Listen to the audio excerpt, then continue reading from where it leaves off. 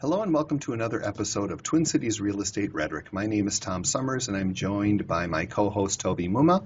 Hi Toby, how are you? You're good. I'm fine, Toby's thanks. doing good.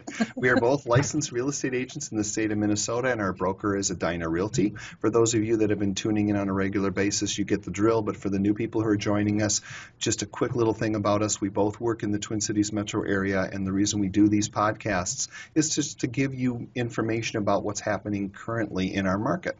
So today we'd like to talk about the things you need to know about a contract for deed. I'd like to start off by saying a contract for deed is just like purchasing a house with financing.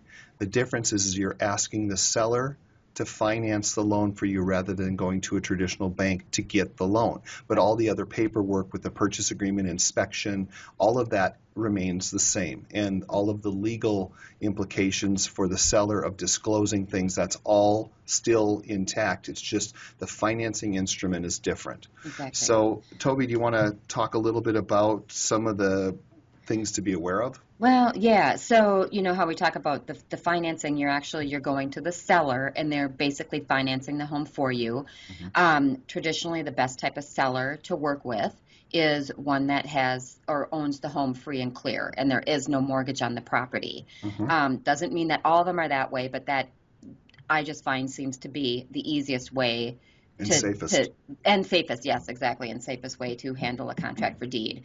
And one of the biggest misconceptions is that you can just, find me a contract for deed. All I want to do is just be able to make my monthly payments, and then in 3 years, 5 years, when I can qualify for a loan, then I can buy the house from these people. But there's more involved, such as money down. Right. Yeah, this is not, contract for deed does not mean a zero down program. Yeah.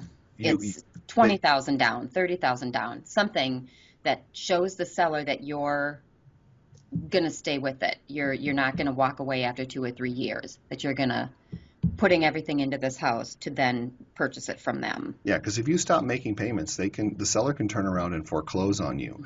And I think to just kind of further what you were saying about having the free and clear mortgage is why that's important is that you're dealing just with the seller then. If you have a seller with a mortgage and that company doesn't know that they're selling it to you for a contract for deed, there could very well be language in their mortgage that says they can accelerate or start foreclosure. Right. If they do that, you can lose everything. Right. And if you're dealing with somebody that does have a mortgage out there, it still needs to be recorded as well. The seller needs to go to their mortgage company and say, this is what I'm doing. If they don't, it's like a misdemeanor in something I was reading in Minnesota law. It can be a misdemeanor if you don't have it recorded. Yeah, because I don't know if they view it as mortgage fraud, but they're supposed to be involved. Like so if you do decide to go down the path of purchasing a house where someone has an outstanding mortgage, which we've done that before, you as a buyer have to protect yourself. And one of the things you can do is make sure that you have access to those monthly statements for that mortgage. So when you're making your payment, they're turning around and making the payment on that house, because we've heard stories before where they just take the money from you and a year goes by and all of a sudden you're foreclosed and you have no recourse. I mean, you'd have to talk to an attorney for sure on that, but that's what we've been told. Yeah, exactly.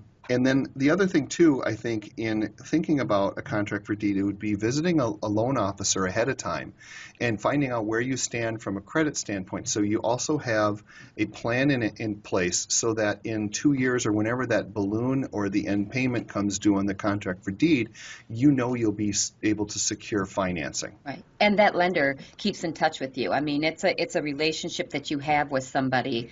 And, and it's basically saying, this year, when the third year comes up, this is the type of, loan that we're going to do for you. And you've kept up with your credit and, et cetera, the way that you're supposed to, or that we're supposed to, and it's going to happen. So it's a number of people being involved. It's not just the buyer and the seller, but it's also the lenders on each side. Right. Yeah. A complete plan. Right. Yeah. Complete plan. It's not just a going in and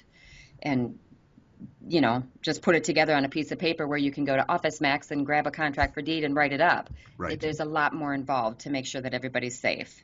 Absolutely. And I don't think, and I don't want to speak for you, Toby, but neither one of us are huge fans of this, but we're not against it completely No. because if you've been in a situation where you were foreclosed on or had a short sale and you're Mhm. stuck in the rental trap and you want to get out and you want to buy a house, it's certainly Mhm. understandable. But at the same time, you got to be careful before you move forward to not make yourself, or put yourself in a position that makes it even worse. Mhm. So contract for deeds work, but they work in very few number of sales, and all of the pieces have to fit together, Right. and you have to know going in with eyes wide open what you're up against. Right. And if I can also add in there, and it's not just, we're kind of talking about buyers right now, but in regards to sellers. So if you have a Yeah. seller that's going to be doing it, I've had a situation where the, my client, they weren't able to get the house sold, so she's just said, I'm going to do a contract for deed. And so she decided to do a contract for deed, because the market was, not, it was, she bought in like '07. So this was like 2010 or something like that. And she did the contract for deed, took some of money down, like maybe 10,000, 15,000 down. But then 2 years came up and they were supposed to start doing the paperwork for getting the contract for deed, and they weren't able to get a loan. So, Hmm. it's that kind of a situation where then she all of a sudden was out. So then she had to move them out of the house, and then we put it up, on Start the all over market again. again. Yeah, Yeah. and So, so with a story like that there, you can, at least from a buyer's perspective, understand where the seller's hesitancy is right. with these. So hopefully this little program today gave you some more information and insight.